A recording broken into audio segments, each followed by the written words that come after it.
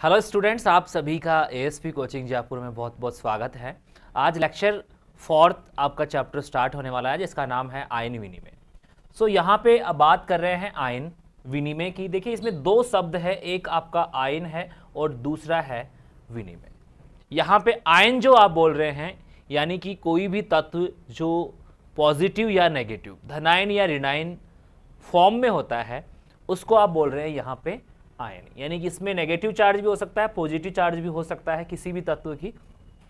और यहां विनिमय का मतलब है एक्सचेंज, यानी कि इनकी पोजीशन बदलती रहती है, एक दूसरे को किस प्रकार से ये परिवर्तित कर रहे हैं, एक दूसरे की जगह बदलती रही है। तो इससे क्या हो रहा है कि एक आयन आपका दूसरी आयन को एक्सचेंज कर रहा है या किस प्रकार से ये प्रोसेस फॉलो की जाती है, इस चैप्टर को डिटेल से आप जानने वाले हैं। चलिए सबसे पहले बात करते हैं। सबसे पहले आपका आयन एक्सचेंज क्या होता है, यानी कि आयनों का जो अदला बदली आप बोल सकते हैं, या आप एक सिंपली समझ सकते हैं कि एक जो आयन है वो दूसरे आयन की जगह ले रहा है और दूसरा जो आयन है वो उसकी जगह ले रहा है। यहां पे सिंपली समझ सकते हैं कि ये आपकी एक उत्क्रमणीय यानी कि रिवर्सिबल प्रोसेस है। रिवर्सिबल प्रोसेस है, एक का स्थान दूसरा और दूसरे का स्थान पहले द्वारा लिया जा रहा है। ठीक है, तो दोनों तरफ ये पोजीशन चल रही है, इसमें रिवर्सिबल बोला जा रहा है, जिसके द्वारा सजातीय आवेश। अब देखिए यहां पे एक चीज दे रखी है सजातीय। सजातीय का मतलब है सेम चार्ज वाले, यानी कि पॉजिटिव वाला ही पॉजिटिव को प्रतिस्थापित कर सकता है। यहां पे अगर पॉजिटिव और नेगेटिव है तो इसको प्रतिस्थापित नहीं कर पाएगा, यानी कि आवेश का समान होना बेहद जरूरी है। ठीक है, तो सजातीय आवेश वाले आयनों का परस्पर विनिमय, यानी एक दूसरे को क्या कर रहे हैं, ये प्रतिस्थापित कर रहे हैं। विलयन प्रावस्था और ठोस प्रावस्था के बीच यहां पे बात कर रहे हैं कि विलयन के रूप में भी हो सकता है, ठोस प्रावस्था के बीच में भी हो सकता है, तथा ठोस प्रावस्थाओं के बीच यदि वे एक दूसरे के संपर्क में होते हैं तो वे एक दूसरे को बदल सकते हैं। इसको क्या बोल रहे हैं, आयन एक्सचेंज, आयन विनिमय बोला जा रहा है। वह प्रक्रम जिसमें आयंस का विस्थापन होता है। विस्थापन का मतलब होता है कि एक की जगह दूसरा ले रहा है। वह प्रक्रम जिसमें आयंस का विस्थापन होता है आयनिक विनिमय कहलाता है। आयनिक विनिमय कहलाता है।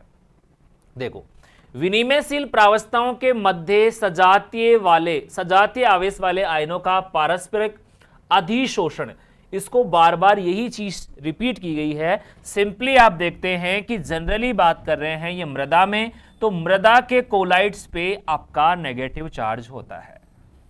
मृदा के कोलाइड्स पे नेगेटिव चार्ज होता है, जैसा कि आप सब देख चुके हैं। और यहां पे एक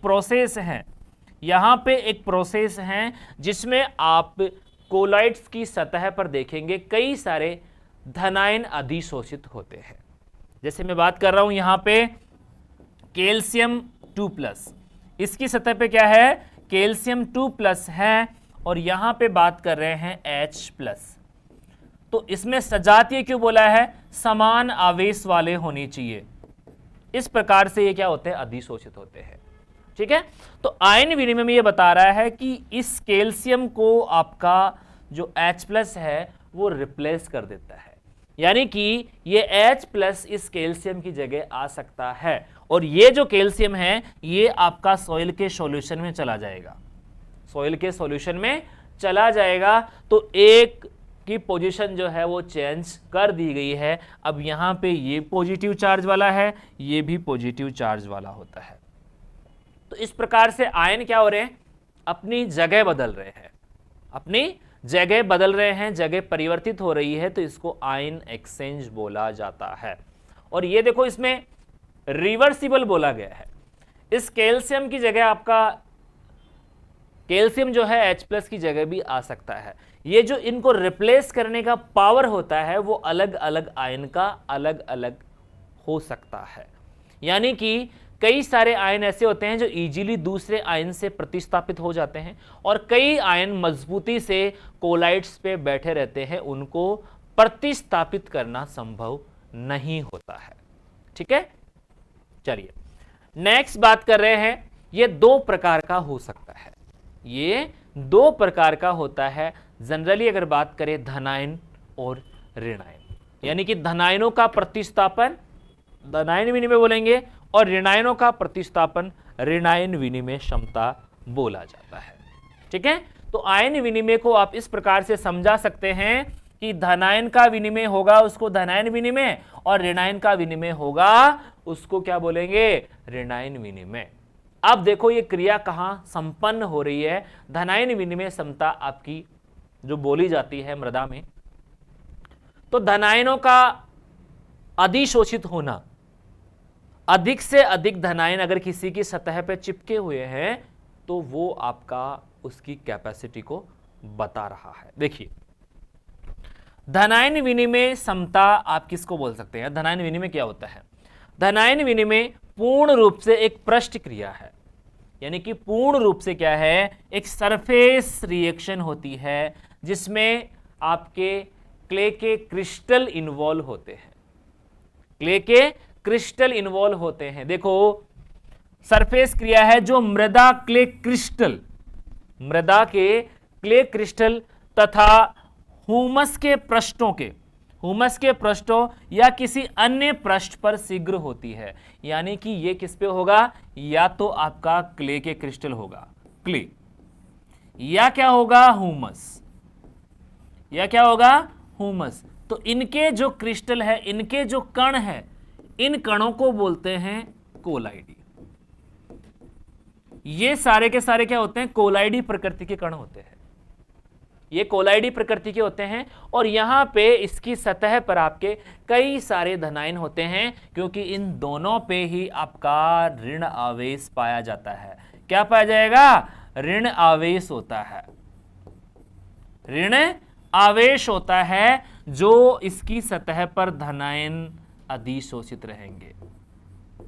इनकी सतह पे क्या रहेंगे, कई प्रकार के धनायन रहेंगे डियर स्टूडेंट, और इनका चेंज होना, इनका परिवर्तन ही आपका आयन एक्सचेंज के नाम से जाना जा रहा है। नेक्स्ट है, इस क्रिया में पदार्थों के अणु समान संख्या में भाग लेते हैं। इस क्रिया में जो पदार्थ के अणु है वो समान संख्या में भाग ले रहे हैं, समान संख्या में भाग ले रहे हैं। देखो अणु समान संख्या में भाग लेते हैं, क्ले क्रिस्टल, क्ले के क्रिस्टल और ह्यूमस के पृष्ठों पर ऋण आवेश होने के कारण धनायन आकर्षित होते हैं। सीधी सी बात है कि दोनों के कणों पे ही क्या होगा, नेगेटिव चार्ज होगा, तो नेगेटिव चार्ज होने की वजह से इसकी सतह पर पॉजिटिव चार्ज वाले आयन अधिशोषित रहेंगे, या ये पॉजिटिव चार्ज वालों को अपनी तरफ खींचने का काम करते हैं। इसलिए धनायन विनिमय क्षमता इन दोनों पृष्ठों पे होगी। इसलिए यहां पे आप देखेंगे कि या तो क्ले के कोलाइड्स हो या ह्यूमस के कोलाइड्स हो, इन दोनों पर धनायन विनिमय क्षमता या धनायन विनिमय होगा। धनायनों का विनिमय इसी के द्वारा पॉसिबल होता है। अब बात कर रहे हैं धनायनों का विस्थापन निम्न मृदा में निम्न के बीच हो सकता है। देखो यानी कि धनायन जो है वो आपके विस्थापित हो रहे हैं, एक को दूसरा रिप्लेस कर रहा है, वो मृदा में किन किन के बीच में संभव हो सकता है। पहली चीज है पौधे की जड़ों के द्वारा स्वतंत्र हुए धनायन। यहां पे सिंपली समझेंगे, ये प्लांट की रूट्स हैं, ये प्लांट की रूट्स हैं, और इनके द्वारा जो कई प्रकार के पॉजिटिव चार्ज वाले धनायन रिलीज किए जाते हैं जब वो पोषक तत्वों को ग्रहण कर रहे हैं। तो नेगेटिव चार्ज वाला जो पोषक तत्व है उसको जनरली ग्रहण कर लिया, और जो रिएक्शन हुई है उससे पॉजिटिव चार्ज वाला धनायन रिलीज हो गया। ये धनायन क्या हो गया डियर स्टूडेंट, यहां पे रिलीज हो गया।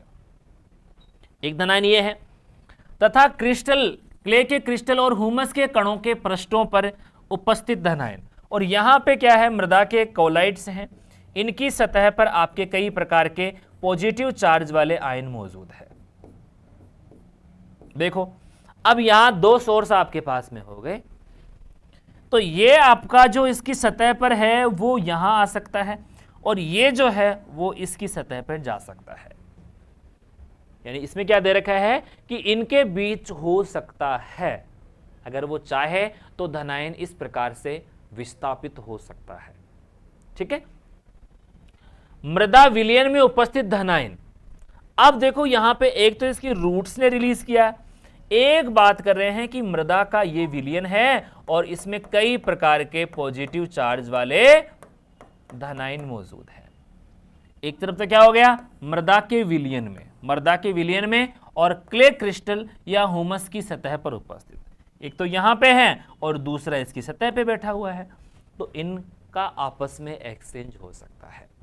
इनका आपस में क्या हो सकता है, एक्सचेंज हो सकता है। तीसरी शर्त क्या है, दो क्ले क्रिस्टलों के बीच में। अब देखो यहां तो सिस्टम ही अलग हो गया कि ये दोनों क्रिस्टल है, ये दोनों क्रिस्टल है ये वाला, तो ये क्रिस्टल इसको दे रहा है और ये इसको दे रहा है पॉजिटिव चार्ज वाला धनायन। तो आपस में आपके तीन जो स्रोत है, एक तरफ है आपका कि जड़ों के द्वारा रिलीज किया हुआ धनायन हो सकता है, वो किसको प्रतिस्थापित कर सकता है, क्ले के कोलाइड्स पे और हुमस के कणों पर मौजूद धनायन को बदल सकता है।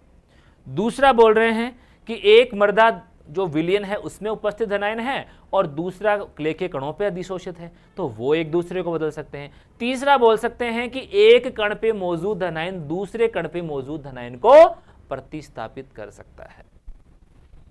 दो क्ले क्रिस्टल, दो हुमस के कण या एक क्ले क्रिस्टल और एक हुमस के कणों की सतह पर उपस्थित धनायन है, तो यहां पे धनायनों का मौजूद होना आवश्यक है कि अगर वो कहीं ना कहीं मौजूद है तो वो एक दूसरे को प्रतिस्थापित कर सकते हैं। उनका स्रोत आपका अलग अलग तरीके से देख सकते हैं क्लियरली। ठीक है, चलिए नेक्स्ट बात कर रहे हैं धनायन विनिमय क्षमता। धनायन विनिमय घटना एक उदाहरण को इस प्रकार से व्यक्त की जा सकती है, जब किसी साधारण मृदा में किसी उदासीन लवण का विलयन जैसे कि KCl विलयन मिलाया जाता है, तो विलयन में पोटेशियम, अब देखो यहां पे क्या हो रहा है, विलयन में से पोटेशियम की कुछ मात्रा मृदा द्वारा अधिशोषित कर ली जाती है तथा समान मात्रा में कैल्शियम मृदा विलयन में स्थानांतरित कर दिया जाता है। समान मात्रा में कैल्शियम आपका मृदा विलयन में स्थानांतरित कर दिया जाता है। अब देखो डियर स्टूडेंट, यहां क्या था, यहां पे जनरली बात कर रहे हैं कि ये जो मृदा है ये आपकी कैल्शियम की उपस्थिति थी, इस पे मृदा का जो कोलाइड्स हैं इस पे कैल्शियम मौजूद था, Ca2+। ओके, ये क्या थी, मृदा की स्थिति थी। यहां पे दे रखा है कैल्शियम 2+ सोइल है। अब इसमें आपने क्या मिला है, यहां पे एक उदासीन लवण है आपका KCl, इसमें आपने मिक्स कर दिया भाई KCl आपने जैसे ही इसमें मिक्स किया तो यहां पे आपका जो पोटेशियम आयन है, यहां से जो पोटेशियम है, अब पोटेशियम क्या होता है, पॉजिटिव चार्ज वाला होता है और आपका क्लोराइड जो होता है वो नेगेटिव चार्ज वाला होता है। तो यहां पे क्या हो रहा है, देखो कि पोटेशियम को यहां जो कोलाइड्स हैं, ये कोलाइड्स थे, उन पे एडजोर कर लिया, इसको यहां पे चिपका दिया गया। अब बचेगा क्या, यहां पे बच गया आपका एक तो क्लोराइड और यहां पे जितना यहां आपका पोटेशियम चिपका है वो इसकी जगह पे चिपका है। यानी सीधी सी बात यह है कि जहां पे आपका कैल्शियम बैठा हुआ था उतने ही पोटेशियम आकर बैठ गए, तो इसको जगह छोड़नी पड़ी। ये जगह छोड़ के कहां आ गया, मृदा विलयन में। क्या हो गया, Ca। क्या आ गया, Ca आ गया और यहां पे इसके साथ में क्या जुड़ गया, Cl, क्योंकि Cl तो पहले ही से ही बैठा हुआ था। तो CaCl2 कैल्शियम क्लोराइड, और ये होता है आपका घुलनशील। ये क्या होता है? घुलनशील होता है, और ये घुलनशील होने के कारण इसकी लीचिंग हो जाएगी। इसकी क्या हो जाएगी? लीचिंग हो जाएगी, इसका निक्षालन हो जाएगा। बस यही चीज समझनी होती है जो आपने समझ ली। इसका निक्षालन हो गया, यानी कि कैल्शियम जो है वो बहकर चला गया जड़ क्षेत्र से नीचे, और जहां पे कैल्शियम बैठा हुआ था वो पोटेशियम ने जगह ग्रहण कर ली। तो एक दूसरे की जगह यहां पे क्या हो रही है? बदल रही है। देखो, कैल्शियम 2 प्लस सॉइल थी, 2 KCl आपने मिलाए तो इसमें क्या हो गया? 2K सॉइल बन गई, और बायो प्रोडक्ट में कैल्शियम जो पोटेशियम ने रिप्लेस किया है वो आपका मृदा विलयन में घुलनशील अवस्था में क्लोराइड के साथ जुड़कर कैल्शियम क्लोराइड बना रहा है। और ये कैल्शियम क्लोराइड आपका घुलनशील होता है जो निक्षालन द्वारा जड़ क्षेत्र से नीचे चला जाता है। इस प्रकार से यहां पे धनायनों का क्या हो रहा है? विनिमय। अब देखो, ये भी धनायन है, ये भी धनायन है डियर, और ये भी धनायन है। तो एक धनायन की जगह दूसरे धनायन ने ले ली है, एक धनायन ने दूसरे की जगह ले ली है। इसी प्रकार से दूसरा उदाहरण है, उसमें तो क्या था? उदासीन लवण मिलाया था आपने। अब देखो यहां पे क्या है। इस प्रकार अम्लीय मृदा में, अब देखो अम्लीय मृदा में क्या होता है? अम्लीय मृदा में आपको पता होता है कि सॉइल कोलाइड्स पे आपका H+ आयन चिपका रहता है। H+ की मौजूदगी की वजह से ही यहां अम्लीय मृदाओं का निर्माण होता है। यह आपकी अम्लीय मृदा है, कोई दिक्कत नहीं है। अब इस अम्लीय मृदा में आपने मिलाया है KCl, इस पे क्या मिलाया है? Calcium, KCl। अब देखो क्या हो रहा है, यहां पे ये आपका जो H+ है इसको आपके पोटेशियम ने क्या कर दिया? हटा दिया, और खुद जाके बैठ गया। खुद जाके क्या हो गया? बैठ गया। यहां से रिलीज क्या होगा? H। यहां से तो रिलीज क्या हो गया? ये सारे के सारे H कहां आ गए? सॉइल के सॉल्यूशन में। और यहां बचा हुआ क्या था? Cl। तो ये क्या बन गया आपका? HCl। क्या बन गया? HCl बन गया, HCl। और ये HCl घुलनशील होता है जो आपका जल के साथ में घुलकर जड़ क्षेत्र से नीचे चला जाएगा। तो समस्याएं यहां पे कई प्रकार की होगी, इनको इसी प्रोसेस के द्वारा सुधारा जाता है। जैसे मैं अगर सिंपली बात करूं कि जनरली आपका जो सोडियम अधिशोषित सॉइल होती है, सोडियम से अधिशोषित सॉइल होती है क्षारीय मृदाएं, उसमें आप डालते हैं CaSO4 2H2। तो ये आपकी किस में बदल जाएगी? इस सोडियम को रिप्लेस करने का काम कर देगा आपका कैल्शियम। इसकी सतह पे तो क्या बन जाएगा? कैल्शियम आ जाएगा, और ये आपका जो है SO4 तो बच ही रहा है, और यहां पे क्या हो जाएगा? Na2SO4। ये घुलनशील होता है। तो ये कुछ जो प्रोसेस है आयन एक्सचेंज की, इनके द्वारा आप मृदा के कोलाइड्स पे अधिशोषित आयनों को प्रतिस्थापित करवा सकते हैं, ताकि पोषक तत्वों की उपलब्धता बनी रहे और मृदा में कई प्रकार की समस्याओं को हटाया जा सके। ठीक है, अब देखो यही दे रखा है, हाइड्रोजन अधिशोषित सॉइल है, KCl आपने मिलाया है, तो KCl जो है वो K सॉइल बन जाएगी, ये K सॉइल बन गई, और HCl आपका निकल जाएगा। ठीक है, इसमें क्या हो रहा है? इस प्रकार की क्रिया को भस्म विनिमय प्रतिक्रिया करें। अब ये जो भस्म जो बनी है ये वाली है, ये आपकी क्षार यानी कि भस्म में आएगी, और इस क्रिया में भाग लेने वाले धनायनों को भस्म या धनायन कहते हैं। विनिमय भस्म या धनायन कहते हैं। मृदा संकीर्ण द्वारा किसी विलयन व अन्य पृष्ठों से विशेष धनायनों का अधिशोषण, साथ ही मूल सतह से मुक्त होने की अभिक्रिया धनायन विनिमय कहलाती है। यानी कि एक आपका धनायन दूसरे धनायन को उसकी सतह से हटाकर उसको किसी अन्य सतह पे जाने के लिए मजबूर कर देता है, इसको आप धनायन विनिमय कह रहे हैं।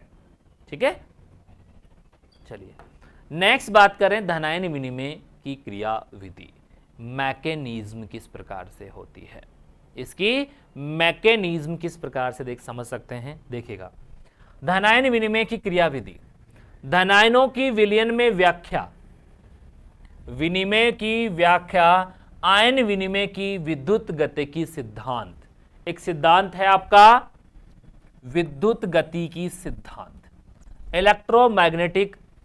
Electrokinetic theory of ion exchange के आधार पर की जाती है। और यह थ्योरी आपको क्या बताती है, देखो इस सिद्धांत के अनुसार अधिशोषित धनायन ये आपका नेगेटिव चार्ज वाला कोलाइड्स है और इस पे क्या है, ये अधिशोषित धनायन है। तो यहां पे क्या बता रखा है, अधिशोषित धनायन जो आयनिक द्विपरत की बाहरी परत बनाते हैं। अब देखो ये परत अंदर वाली तो क्या है आपकी नेगेटिव चार्ज वाली है और बाह्य परत क्या बना रहे हैं आपकी धनायन।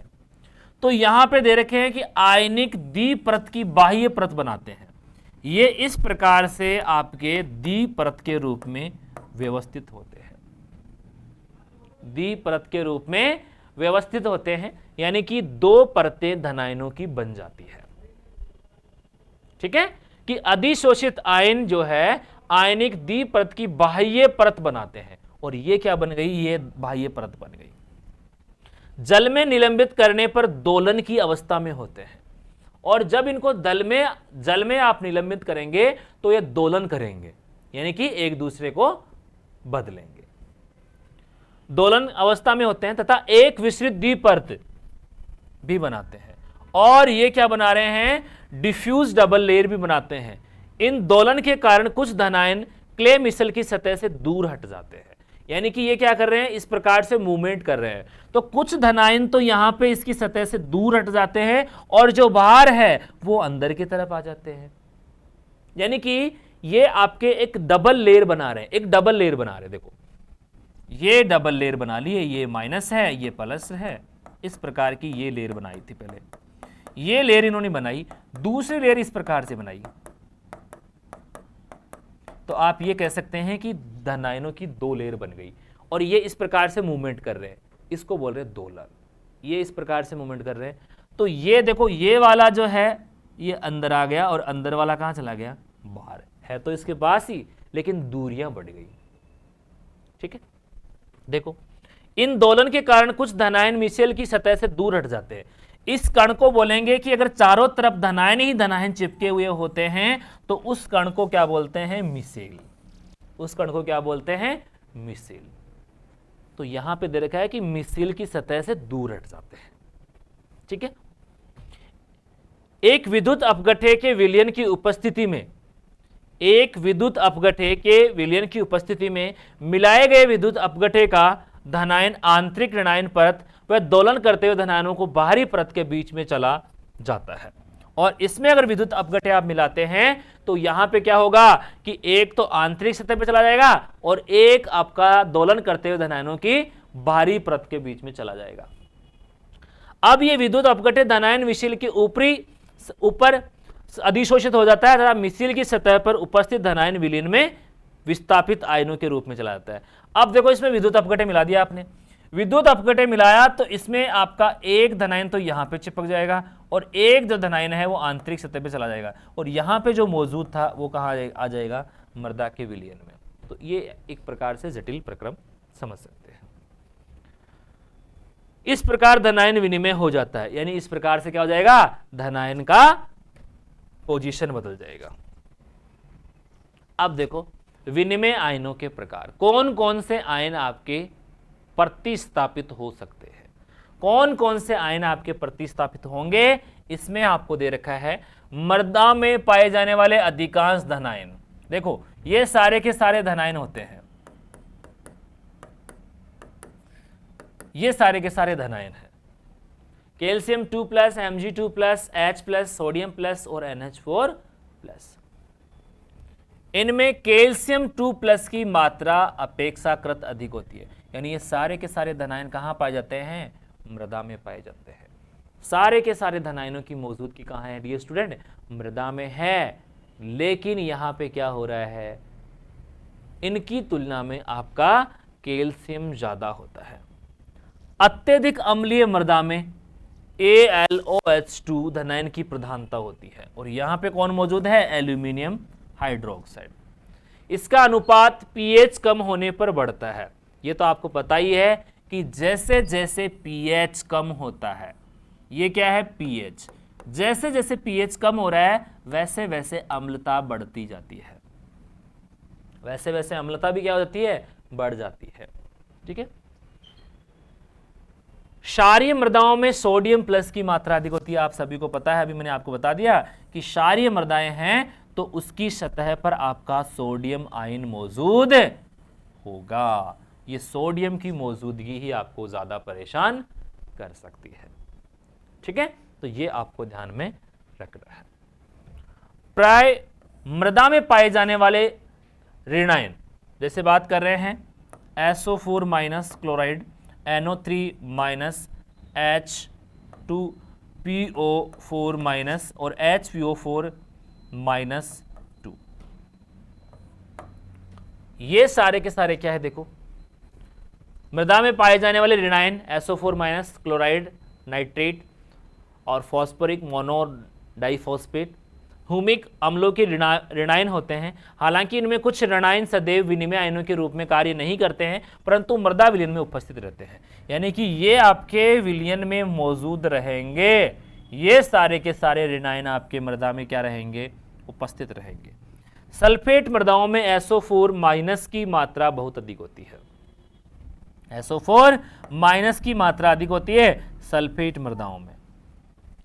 काली मृदाओं में जलोढ़, काली मृदाएं जो है, काली मृदाएं जलोढ़ तथा लेटराइट मृदाओं में कुल विनिमय धनायनों की मात्रा अधिक होती है तथा काली मृदाओं में कैल्शियम 2 प्लस की मात्रा इन दोनों मृदाओं की अपेक्षा अधिक होती है।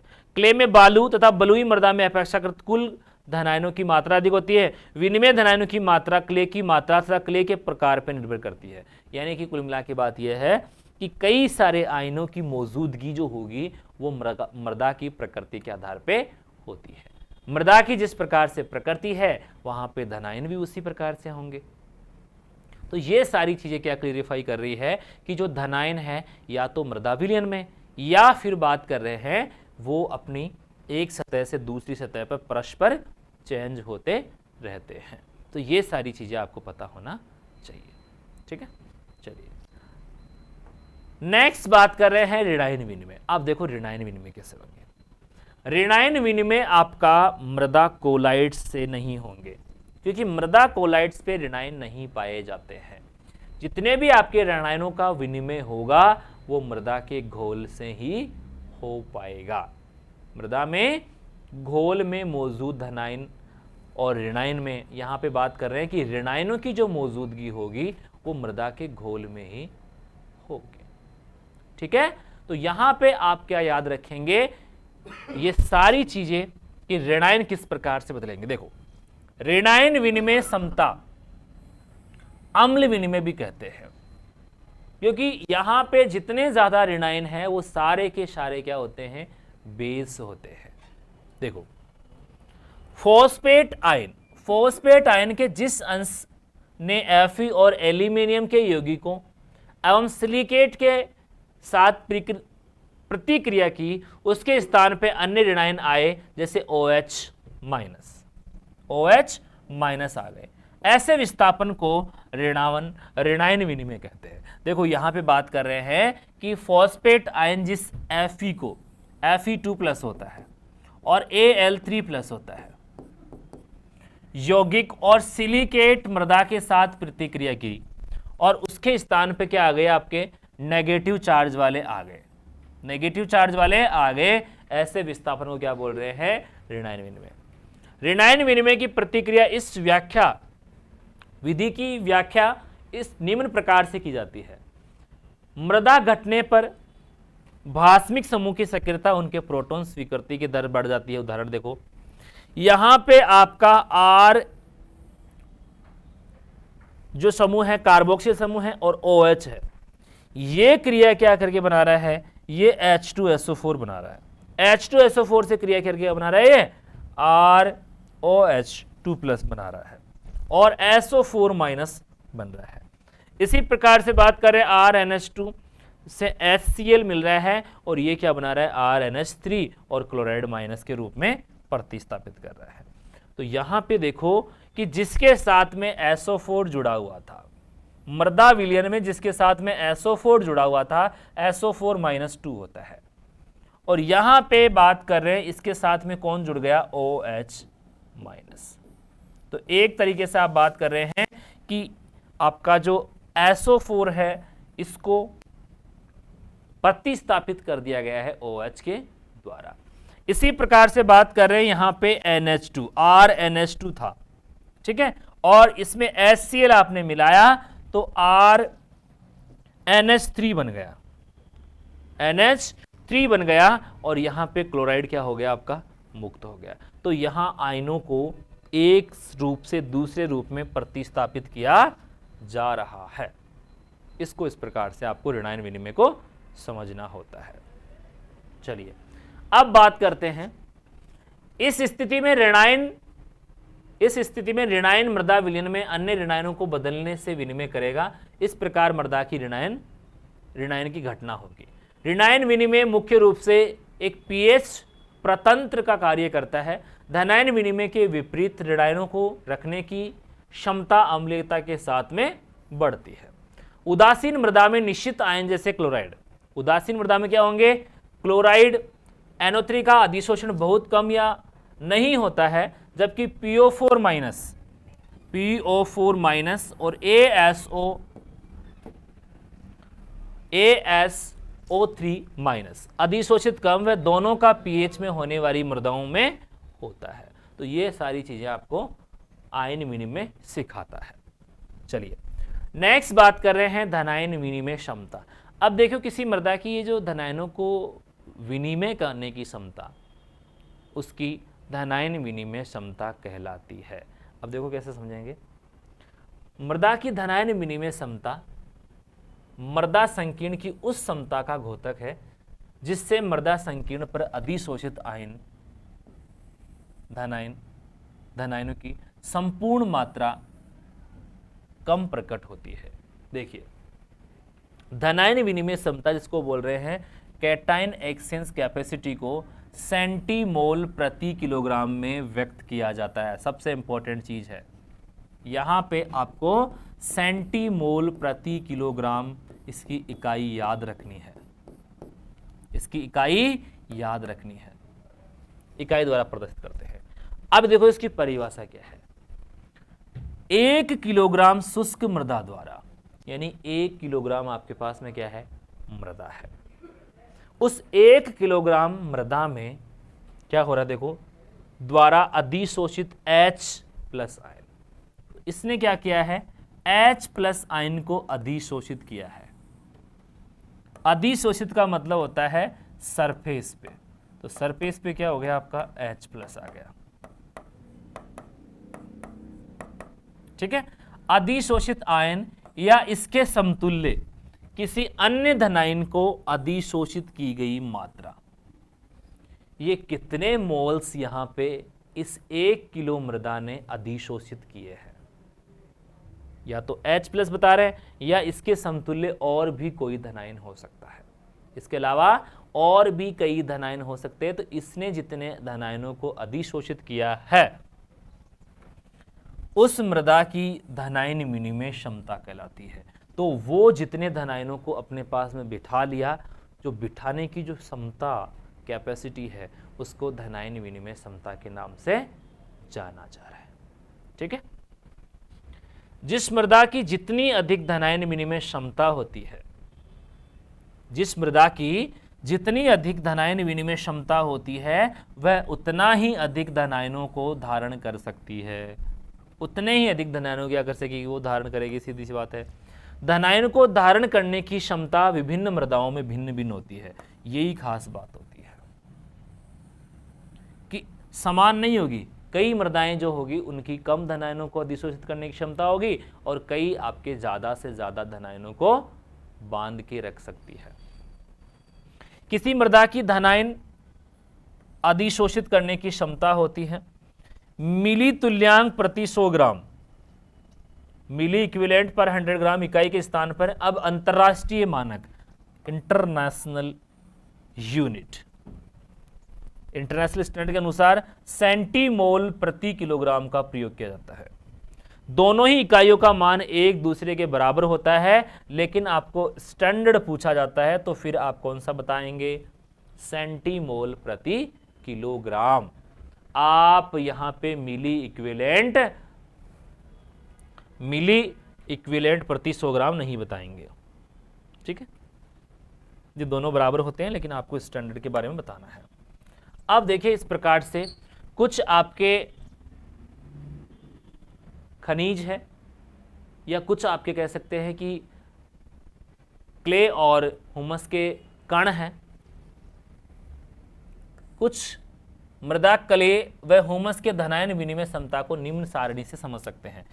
केवलनाइट की बात कर रहे हैं, illite, montmorillonite, vermiculite, chlorite, allophane, oxide and hydroxide और हुमस। यहां पे देखो सबसे इंपॉर्टेंट चीज क्या है, सीईसी बात कर रहे हैं। सबसे कम जो सीईसी बताई गई है वो बताई गई है केवलनाइट की। इसके बाद में बात कर रहे हैं इलाइट की। इसके बाद में बात करें, देखो यहां पे आप देखेंगे मोंटमोलनाइट की। यहां पे थोड़ा सा आप ध्यान से देखें, 60 से 100 सेंटीमोल प्रति किलोग्राम होती है। और यहां पे जितने भी आपके सिलिकेट क्ले हैं, इन सिलिकेट क्ले में सबसे ज्यादा होती है वर्मिकुलाइट की। किसकी होती है, वर्मिकुलाइट की।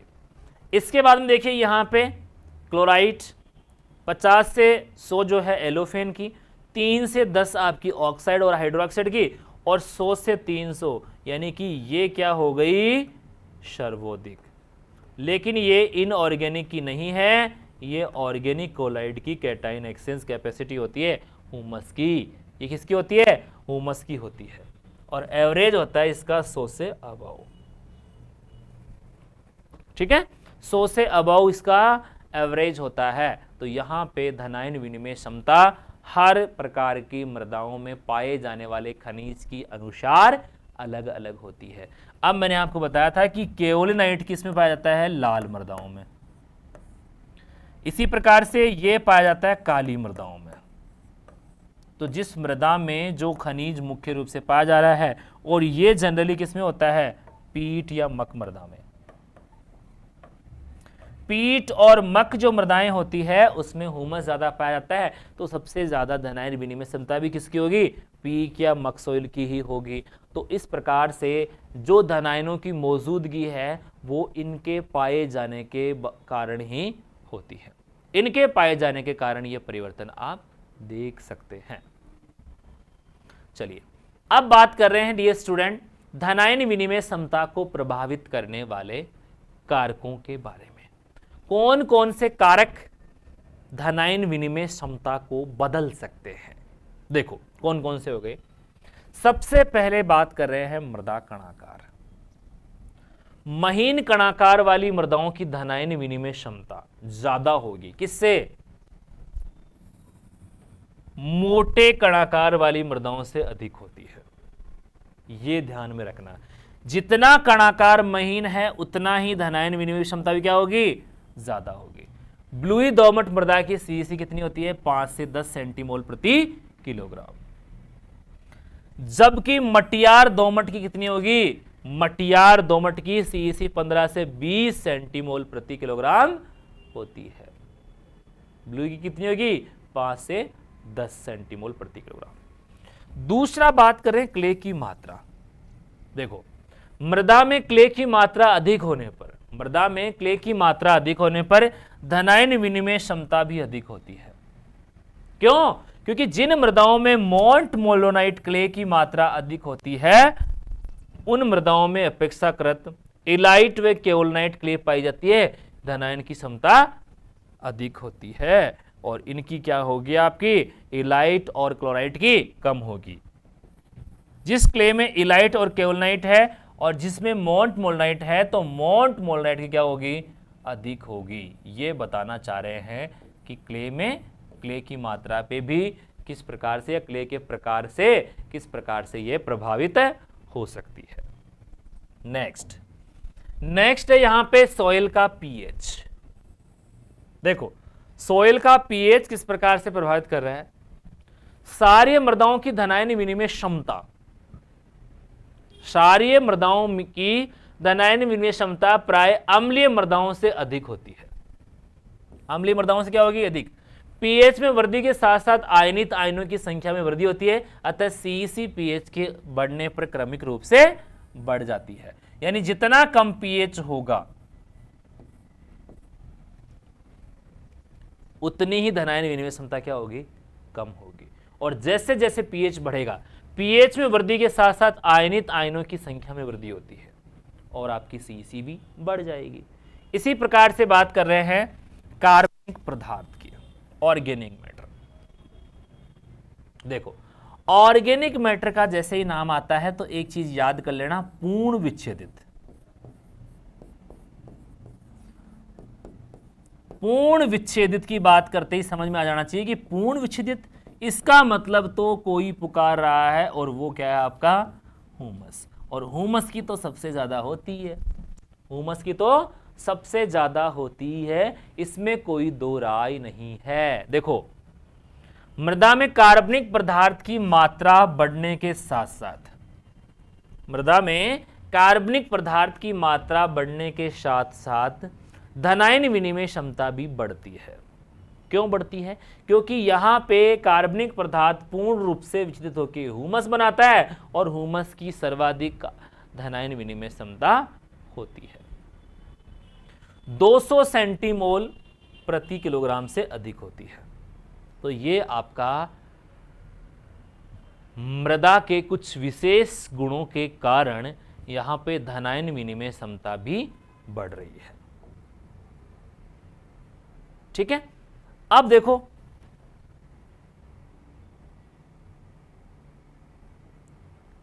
यहां पे बात कर रहे हैं अपन, हाँ ये क्या हो गए सारे के सारे कारक हो गए, ये तो क्या हो गए सारे के सारे कारक हो गए। और अब बात कर रहे हैं कि धनायन विनिमय पे पौधों पे क्या प्रभाव पड़ता है। पौधों पे क्या प्रभाव पड़ता है, देखो अधिशोषित धनायन पौधों और सूक्ष्म जीवों को आसानी से प्राप्त हो जाता है। ऐसी क्रियाविधि है जो अधिशोषित आयनों को प्राप्यता को आसानी से कर देता है। इस संबंध में विनिमय स्पष्ट दो प्रकार से कार्य करता है। पहले यह पोषक तत्वों को स्वतंत्र करता है, स्वतंत्र करने से ये मृदा विलयन में चले जाते हैं। मृदा विलयन में ये मूल रोमों या सूक्ष्म जीवों के संपर्क में आते हैं, उनका शोषण कर लेते हैं या फिर जल निकास के द्वारा ये नष्ट हो जाते हैं।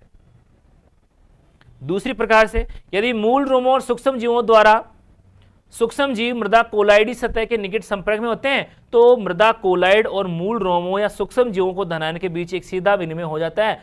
इसमें मूल रोमों या सूक्ष्म जीवों के पृष्ठ पर H प्लस आयन और अधिशोषित धनायनों के विनिमय हो जाता है। इसमें पोषक तत्वों का जल निकास द्वारा नष्ट होने का भय नहीं रहता है।